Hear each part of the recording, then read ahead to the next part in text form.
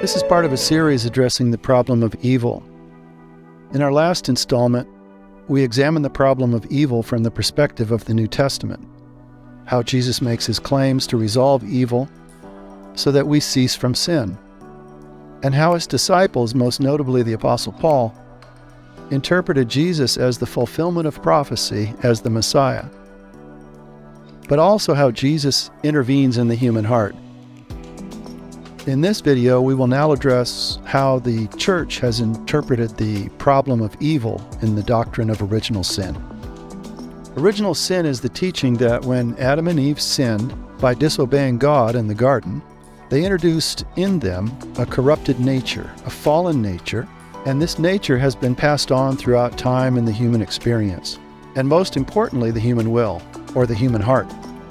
So we're first going to look at how some of the early church fathers and others felt about this teaching. Second, we'll introduce an alternative view and why some feel the doctrine of original sin is not a fair interpretation of Scripture. Before first addressing some of the early references alluding to or addressing original sin, let us state why this history is important. If someone is close in time, or even in culture or geography, to an event or a school of thought, it stands to reason that if something were important, it might have occurred in their writing or their thought. It's like a news event. The closer we are to the event in time or space, the more it occupies our attention. But if it isn't that important to us, or it fades out of the news or whatever, then we tend not to assign much importance to it, and historically it would disappear and it just wouldn't be part of our historical record. Well, the same is true of the development of church teaching, especially in the early church. So this is the reason why these histories are important. We need to carefully consider what was important to the early church, what they wrote about. If a doctrine was important at any certain time or place, it might teach us something today about why it should continue to be relevant or not relevant. Now, that's not to say that just because it was not addressed in the early church doesn't mean perhaps that it's not important today. But it will be important to us if it was addressed, what was said about it or what wasn't said about it. So what are some of the post-apostolic references to how the problem of evil is interpreted by the doctrine of original sin? The term original sin isn't found in Scripture, nor is it found in the early church literature before the 4th century after Christ. One of the early church fathers was a man named Irenaeus. Irenaeus was born around 130 in modern-day Turkey. It was here that he would have heard the preaching of Polycarp, who reportedly was a student of John the Evangelist and the Apostle. Irenaeus became the Bishop of Lyon in southern France. He wrote extensively. One of the most important works was Against Heresies, in which he confronted Gnostic teachings. Irenaeus was trained as a Greek scholar of Christian theology, as opposed to the Western school of Latin bishops. The Greeks viewed the consequences of Adam's sin differently than the Latins. Irenaeus was comfortable with the view that humanity through Adam was a full moral agent capable of free will to choose good or to choose evil, that humans were not destined through Adam's fall to sin just because they inherited some sort of corrupted nature. Irenaeus is an example of early commentators of Scripture who write not in a vacuum of theology, especially religious philosophy. Rather, they are confronted by what they see as threats to orthodoxy. In his case, it was the Gnostics, who claimed special insight into the Scripture and departures from the developing orthodoxy of the Church. So we have to read what these authors, or any author, is writing with this in mind. Who were their contemporaries? What were they writing about? Was it developing into orthodoxy, or was it being challenged as heresy? They are not always addressing our question, the question we have today, but rather the heresies or the threats of their day. We have to remember this before we adopt or reject any of their views as supporting our theories. The next church father that we might make reference to that was important in the development of the doctrine of original sin was a man named Tertullian. He was a contemporary of Irenaeus. He was born around the year 155 in Carthage, which then was in North Africa. He was of the previously mentioned Latin school. He believed that the entire human race was tainted with sin from Adam's sin. He'll be important later for a student of his, Cyprian, and ultimately Augustine, who was also of this North African Latin tradition. Tertullian also believed in a theory of the creation of the soul called traducianism. It was borrowed from the Greeks. The idea of the soul demanded to know when and how are we endowed with a soul. The text of that day implied, in some cases expressed, that the soul came, in this tradition of traducianism, from the seed of the father at conception, and not the mother.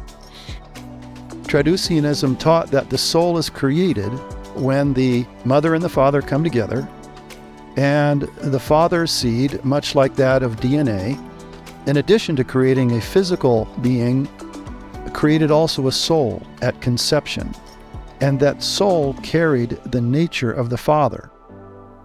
So if Adam's soul was corrupted by his sin, so were his sons and their sons, and so on, by virtue of this theory of the transmission of the soul. This will be important when we get to the doctrine of original sin that's taught by Augustine. Tertullian is therefore a kind of forerunner of the thought that humanity passes on a fallen nature to the next generation through this kind of genetic corruption of the soul. There are other writers on free will and Adam's sin prior to Augustine, but none addresses the original sin as Augustine does.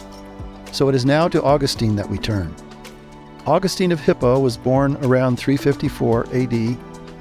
He lived about a 3-day walk, perhaps, from where Tertullian was in North Africa, somewhere today probably around modern-day Algeria. Much has been written about Augustine, and he wrote much. He writes about his early conflict with faith and temptation, living with a concubine, ultimately his conversion or spiritual awakening. He's considered to be one of the most important, if not the father of Latin theology in the Roman Catholic Church. On original sin, he would not have agreed with Irenaeus, nor did he agree with his Greek contemporaries, such as John Chrysostom of Constantinople. Augustine lays out his theology of original sin following Tertullian. His most important work on the subject is probably found in his City of God Against the Pagans, or often shortened to just the City of God. Augustine taught that while he vacillated between traducianism and creationism on the origin of the soul, he believed that the sin of Adam was transmitted to future generations, that our soul is not pure at birth, and at an age of accountability we would gain knowledge of the sins we commit and suffer from that knowledge. He also believed that because the soul is guilty of the sin of Adam, that all who are not baptized would die and die lost without hope. From this teaching, early as it was, came the baptism of infants. This water cleansing was seen as sacramental, providing a kind of supernatural remedy for the guilt of sin the infants inherited from their fathers.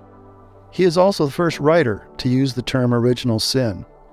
From a treatise against 2 letters of the Pelagians, he writes that by the sin of the first man, that is, of Adam, free will perished, and that no one has now the power of living well, but that all are constrained into sin by the necessity of their flesh. And then from now this concupiscence, whatever comes into being by natural birth, is bound by original sin. So this Augustinian doctrine of original sin takes its biblical origins primarily from the passages in the New Testament, such as we find in Romans chapter 5, in verses 12 through 21. In verse 12, Augustine was evidently using a mistranslation of an early Latin Bible. This would have been a Latin translation by a writer that some refer to as Ambrosiaster. He's not historically known. All we have is his translation. And that translation has a mistranslation of the Greek in Romans chapter 5, verse 12, which reads like this: "Therefore, just as through one man sin entered the world, and death through sin, and thus death spread to all men, in whom all have sinned." Now later, especially Jerome's Vulgate and other versions and translations, that same passage would read this way: "Therefore, just as through one man sin entered the world, and death through sin, and thus death spread to all men because all sinned." And so the difference is either in whom all have sinned, or because all sinned. This mistranslation of Romans 5:12 matters because it places all of humanity responsible to Adam's sin. It allows Augustine to use this text to prove the theory of a fallen nature in man from Adam's sin. If we use the currently prevailing translation, though, then alternatives to Augustine perhaps are possible. For example, we might conclude that because all have sinned, death spread to all men, death through sin, just as through one man in which sin entered the world. In other words, if all sin because all have free will, then sin enters the world via free will and not via Adam's sin. Just as he sinned by free moral agency, as this theory goes, so do we sin by free moral agency. This is one alternative proposed because of the current translation. Such an alternative removes the need for original sin, and it allows the possibility of free will to do evil as well as to do good. It also suggests that the doctrine of original sin is completely opposite the doctrine of free will, because the former destines us to do evil, whereas the latter allows us to choose not to do evil. Let us consider one last character in this discussion. Speaking of early commentators on original sin, Augustine wrote much of his commentary on original sin in response to another theologian of his day named Pelagius. We need to comment on Pelagius to understand some of Augustine's motive and to place his thoughts in a clear context. Pelagius was originally an Irish monk, born maybe around the same time as Augustine. He eventually makes his way to Rome, where he encountered the theology of grace taught by Augustine. Pelagius felt that the morals of the city were far too lax in response to Augustine's teachings. So he developed his thought based not on the inevitability of sin, but on the possibility of its rejection by the human will. Therefore, Pelagius taught a strict moral code of behavior to oppose what he saw as the decadent behavior that depended on grace for salvation. It might be fair to say he swung to the opposite extreme of Augustine, because he felt the doctrine of sin permitted bad behavior, and therefore didn't effectively address the problem of evil. In any event, Pelagius was in Augustine's radar as a heretic. So when Augustine writes his commentaries on sin and Adam's fall, we have to keep in mind they were a polemic or an attack on the doctrine of Pelagius. Today, in some circles, to be a Pelagian is to deny the grace of God and its work in salvation. And today, if one's accused of being a Pelagian, he earns his salvation by his own works. So by the time of Luther and Calvin, this would be unacceptable in any commentary to be a Pelagian. But in other circles, Pelagian is gaining some respect today. None of his works survive in any copies. We know of him best in Augustine's writings against him. In the next video, we're going to add him to this soup that we're making on how to deal with the problem of evil.